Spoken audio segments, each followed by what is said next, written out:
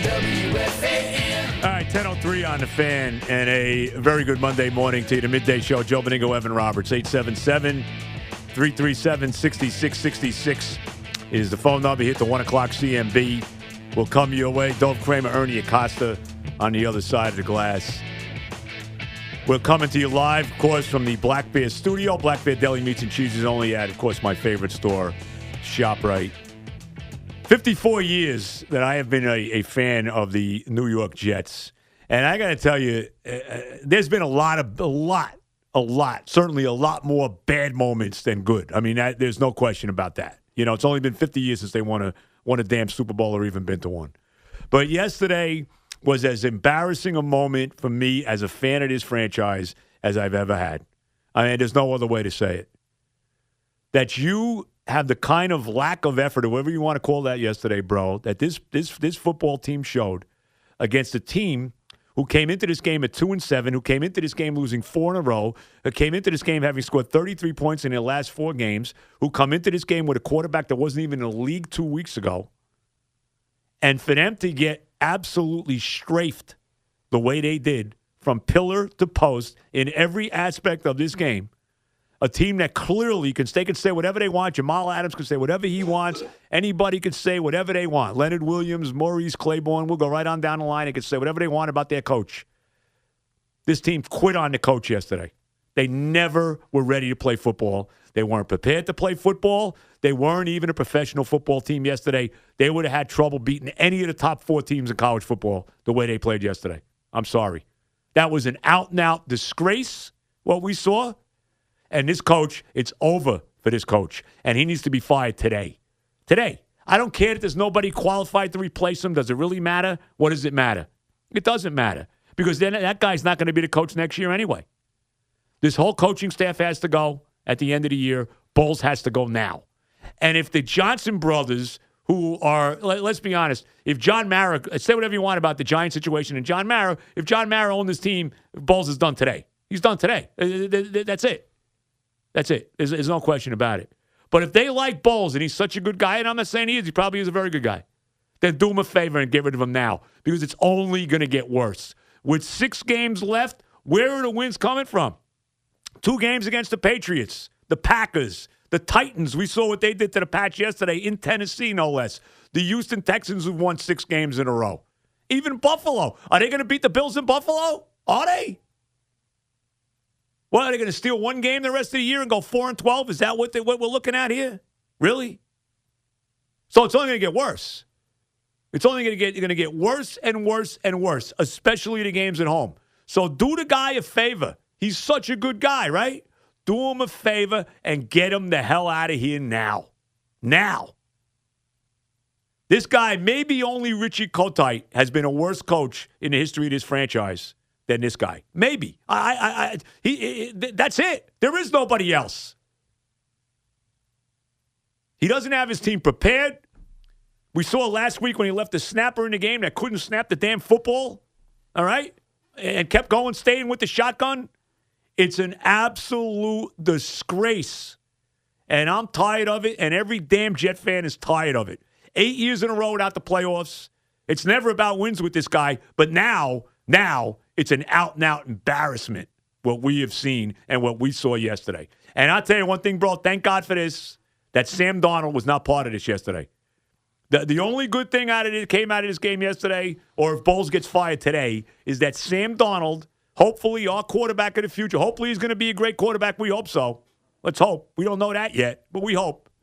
But that Sam Darnold was not part of this absolute disgraceful embarrassment, the masquerade of this team being a professional football team yesterday, because that's the bottom line. And Christopher Johnson and Woody Johnson and whoever's running the damn show over there, do the guy a favor and dump him today. Well, it does 2 things. It does him a favor, because nothing good is going to come out of the last few weeks of the season. Absolutely nothing. And it gives the Jet fan, it gives you, it gives a lot of Jet fans least something to add closure to what has been a very bad era of Jet football. I mean, horrible. And it really started with him week 17 against the Bills. No question about against it. Rex Ryan. No question. Because up until yesterday, That was probably, of all the bad that Todd Bowles had, that was probably number one in bad. And it was a sign of things to come. A game in which they should have won. They were completely outcoached. And they would have been at least a playoff team. I don't know if it changes anything over what happens the last 3 years. They would have made the playoffs that year. At least they would have been a playoff team. Right. But since then, it has been quotidian. Everything about it. They don't win games. They've won games the last 3 years. And here's the message for Jamal Adams and everybody else. And look, Jamal Adams is probably the best player on this team. Very good player. He has not given up. He shows fight. He does. So from a football playing aspect, I have nothing but respect and love for Jamal Adams. With that said, Jamal, if you want the guy back, if the guys in the room want the guy back, show up. And I'm not saying that directly to him because, honestly, the two only guys that showed up are the two guys that appear on this radio station, Jamal Adams and our guy Avery. Yeah, that was it. That was it. That's pretty much it, bro. You're 100% right. And it makes their spots in life a little bit easier because they actually showed up, but the rest of the team didn't. And as negative as you may be, or I may be, or any Jet fan may be, none of us saw that coming. No, absolutely not. And you know what? That's what makes it worse. Yep. That's what makes it worse. That the first play of the game, a guy off the practice squad catches a 48-yard bomb against the prize free agent acquisition. $72 million worth, by the way. Oh, my God. And then, you know what made it worse? The very next play, LaShawn McCoy just so easily just prances his way into the end zone, and it's 7-0 Buffalo. And then it was on. We're watching a 3-and-out fest. We're watching the line play like crap. We're watching the quarterback play like crap. How many balls were deflected in this game? Oh, my God. How many? Oh, my God. And then when you still think, it's a bad start, they're down 7-0, you never know. The Jet defense is about to get off the field. It's a 4th down, a 4th and 5, and the New York Jet coaching staff had their heads up their derrieres. They had no idea that. I don't even think they know you could fake punt. That's the way it looked. Right. Tell me about it. You can do that? Right. And Logan Thomas Right. finds who else? Yeah. The dude off the practice squad, Foster. Right. And then the route was on. See, that was the moment. Yep. Even after the first two plays, as bad as it was, it's that early, was you the never moment. know. No, you're 100%. That was the moment where reality hit. And the reality was they are going to get their asses kicked by a Bill team who had scored how many points over the last 4 weeks? 33. 33! They're scoring 13, 5, 6, and 9. But not when they walk into MetLife Stadium against that Todd Bowles defense. They put up 41 points. So you're right that it should be the end of them. The only counter I have, and I'm not even going to fight it because what am I fighting, is getting rid of him, just like getting rid of Ben McAdoo, does nothing other than please some fans and do the guy a favor by getting him out. Yeah. That's it. That's all it accomplishes. But the rest of the year doesn't matter now. I mean, let's be honest. It doesn't matter. I mean, it doesn't matter. It's all about next year. You want to develop the quarterback, but I don't want to see the quarterback get hurt either. And I don't see what getting rid of Bowles is hurting them. We saw this. Look, they got rid of Jeff Fisher the first year with the Rams. I think there was 3 weeks to go when they got rid of him. Yeah. So this idea that's going to somehow stunt Darnold's growth is a joke. No, I don't think that. No, I'm not saying you do, but maybe there's some people out there that think that. That's all a joke. I mean, there's no other way to say that. And there's a couple other things to keep on going. Yeah. Let's not forget the tackle eligible. Okay. I mean, let's not forget that. Deion Dawkins. Oh my God. And then how about this? How about the Jets had one penalty yesterday? Well, you know what? It was a holding penalty, but you know what? 3 different guys held on the play. Can't make it up. 3. I don't think I've ever seen 3 different guys hold on the same damn play. What? And then, of course, the next play was an interception that McCown threw. You knew that was coming. Of course. That was the only time throughout the 3 hours of horror. That you laughed? Where I laughed. Oh, you had to laugh. I did. Because Elijah McGuire actually had a big run on that play. He did. Went for 22 yards. Yeah, right. You're right. And that was right after the Jets actually converted on a 4th down. Right. So even though it's 24-0, hey, you never know. You never know. 24-7, you never know what happens. Bro, even at 31, silly me because I'm such a jerk. Because obviously I'm not an intelligent man because I've been a Jet fan for over 50 years. So how smart can I be? Anyway, 31-10. Okay, they scored a touchdown. I'm like, oh, you know what? Third and 20. Now, here it is. That was a holding penalty. It might have been a sack. I don't know what it was. 3rd and 20. And Maurice Claiborne gets beat. I think it was Foster again, right? It was Foster. Gets beat for like 50 yards on 3rd and 20 by Matt Barkley. What? And then I got to see Claiborne. He's got his head like in the sand. Really? Yeah, you better go hide. What a disgrace. And that Robert Foster, who we've now mentioned like 5 times here in the Open. Oh, my God. His 3 catches. Think about what his 3 catches were.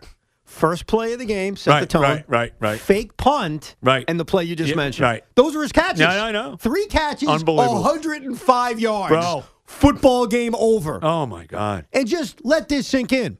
The quarterback for the Buffalo Bills was Matt freaking Barkley. Unbelievable. Hadn't started a game in 2 years. 2 years. Wasn't even on the roster 11 days ago. Yep. That's what they let happen.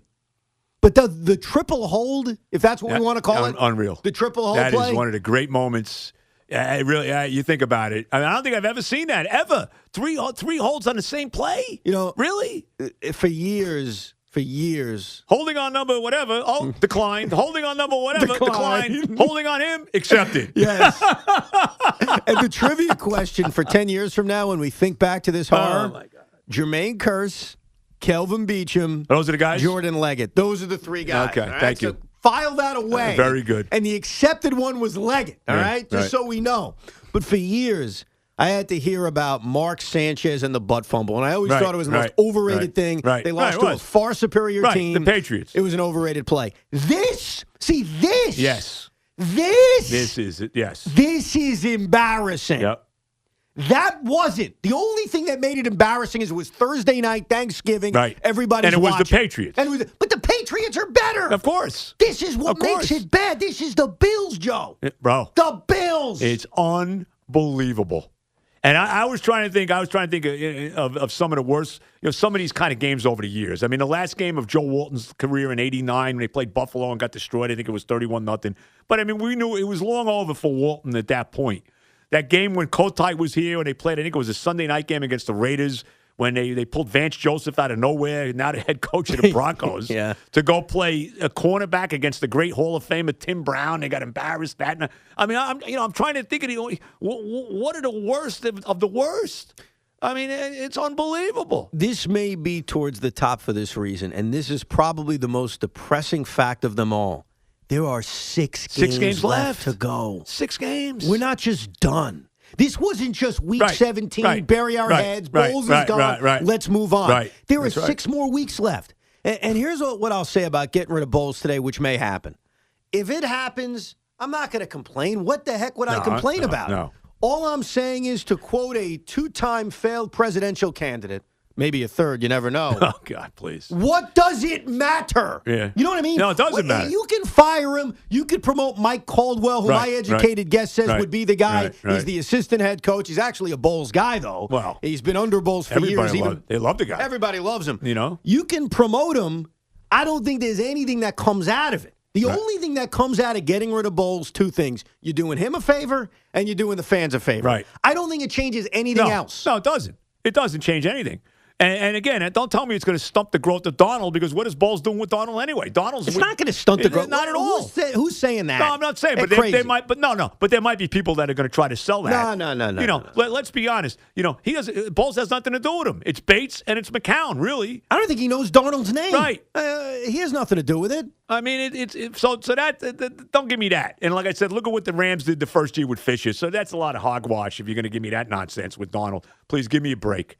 It's got to end. Bro, it's got to end now. Get this guy. I don't want to see this guy no more. How can you sell to a Jet fan that I got to watch this guy coach this team again? How do you sell that to me? Or any Jet fan out there? I can't look at him anymore. He's done. It's over. And it's only going to get worse. And what's it going to sound like if anybody's left at MetLife? By the way, how about this? Apparently, this game was very close to being blacked out in New York. I thought the blackout rules are gone now. I don't know. That's what I read something today about. I saw Costello put that in his article, but I don't know if he was being sarcastic. And I got to tell you something too. Yeah. On my I get the it used to be Cablevision, whatever they call it now. I can't think of the name now, but whatever. I should know, but I don't. Omni, whatever it is. Now it's not Omni, but whatever it is. Okay, Optimum. That's what it is. Optimum, now. right? Optimum. on the, they always show when you hit the little thing, the clicker thing, and it shows what you're watching. Yeah. You know what I mean? Yeah. Well, they had all day Patriots Titans. Oh, really? Yeah, it wasn't Jets Bills. It was Patriots Titans all day. So maybe that was closer to reality than we think. I wish it was Patriots Titans. I mean, right. I would have watched that for 3 hours. At least watch the Patriots gets their rear ends handed to them seriously. by all the former Patriots and Mike Vrabel. I know. I mean, at least that would have been enjoyable. Yeah. Right? That would have been fun. Right. I don't care if I got that game wrong with picks. Who Come cares? on. I was having a good Look, time. Not that we would have missed anything. Look at all the fun we would have missed watching the disgraceful Jets yesterday. Joy. Oh, my God. And what are the Patriots going to do to them? Patriots, how about this? New England next in 2 weeks. New England just coming off a butt kicking at the hands of the Titans with a week off, okay, going into the bye with Bill, beating them up for 2 weeks. What are they going to do when they play the Jets? What's that going to be? My God. What's the line on that game going to be? 15 and a half? Wouldn't surprise me. Are you serious? Yeah, it's set up. Come on. And look, I know there's a lot of fans out there who are going to look at the remaining schedule and say, great, lose all the games. Right, of course. Get the higher draft right. pick. They could still have a shot at the first pick in the draft. Nah, the Raiders exist. Oh, that's true. I forgot about the Raiders. Yeah, I mean, no, come you're on. right. The Raiders. You're right. The Raiders. But right. they could be a top Sorry, 5 pick. silly me. And maybe the Giants. We'll see about tonight. Yeah, I don't know. I don't know about I wouldn't them. bet against it. The Giants got to play the Niners tonight and the Bucks next week. At least those are games they can win.